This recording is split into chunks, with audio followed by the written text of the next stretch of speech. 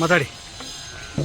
ಏನು ಇಲ್ಲಿ ಶ್ರವಣಬೆಳಗೊಳ ಸವಿತಾ ಸಮಾಜ ಮತ್ತು ಸವಿತಾ ಮಂಗಳವಾದ್ಯ ಕಲಾವಿದರ ಸಂಘದ ವತಿಯಿಂದ ಸವಿತಾ ಮಹರ್ಷಿ ಜಯಂತ್ಯೋತ್ಸವ ಮತ್ತು ಸದ್ಗುರು ತ್ಯಾಗರಾಜ ಸ್ವಾಮಿಯವರ ಮತ್ತು ಪುರಂದರದಾಸರ ಕನಕದಾಸರ ಆರಾಧನಾ ಮಹೋತ್ಸವ ಹಮ್ಮಿಕೊಂಡಿದ್ದೀವಿ. ಇವತ್ತು ಶ್ರವಣಬೆಳಗೊಳ ಕಲಾವಿದರ ಸಂಘ ಮತ್ತು ಭಜಂತ್ರಿ ಸವಿತಾ ಸಮಾಜದ ವತಿಯಿಂದ ಕಾರ್ಯಕ್ರಮ ಹಮ್ಮಿಕೊಂಡಿದ್ದೀವಿ.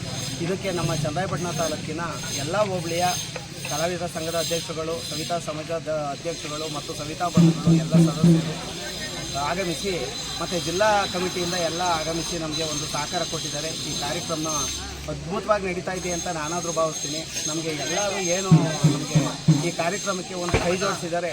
ಎಲ್ಲರಿಗೂ ನಮ್ಮ ಸವಿತಾ ಮಂಗಳವಾದ್ಯ ಕಲಾವಿದರ ಸಂಘ ಮತ್ತು ಸವಿತಾ ಸಮಾಜದ ವತಿಯಿಂದ ಹೃದಯಪೂರ್ವಕ ಧನ್ಯವಾದಗಳನ್ನ ಅರ್ಪಿಸ್ತಾ ಇದ್ದೀನಿ.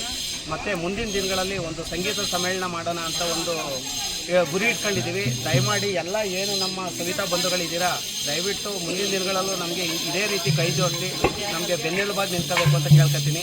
ಮತ್ತು ಇದೇ ತಾನೇ ಈಗ ಹಾಸನ ಜಿಲ್ಲಾ ಸವಿತಾ ಮಂಗಳವಾದ್ಯ ಕಲಾವಿದರ ಸಂಘದ ಜಿಲ್ಲಾಧ್ಯಕ್ಷರಾಗಿ ನಮ್ಮ ಗುರುಮೂರ್ತಿ ಶ್ರವಣಬೆಳಗೊಳ ಅವರು ಆಯ್ಕೆಯಾಗಿ ಪದಗ್ರಹಣ ಮಾಡಿದ್ದಾರೆ. ಅವರಿಗೆ ನಮ್ಮ ಸವಿತಾ ಸಮಾಜ ಶ್ರವಣಬೆಳಗೊಳ ಮತ್ತು ಸವಿತಾ ಮಂಗಳವಾದ್ಯ ಕಲಾವಿದರ ಸಂಘ ಶ್ರವಣಬೆಳಗೊಳ ಇವರ ವತಿಯಿಂದ ಹೃದಯಪೂರ್ವಕ ಅಭಿನಂದನೆಗಳನ್ನ ಸಲ್ಲಿಸ್ತಾ ಇದ್ದೀನಿ.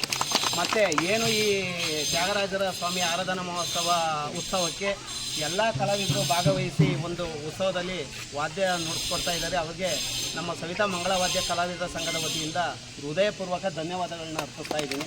ಮುಂದಿನ ದಿನಗಳಲ್ಲಿ ಎಲ್ಲ ನಮಗೆ ಇದೇ ರೀತಿ ಸಹಕಾರ ಕೊಡಬೇಕು ಅಂತ ಕೇಳ್ಕೊತಾ ಇದ್ದೀನಿ.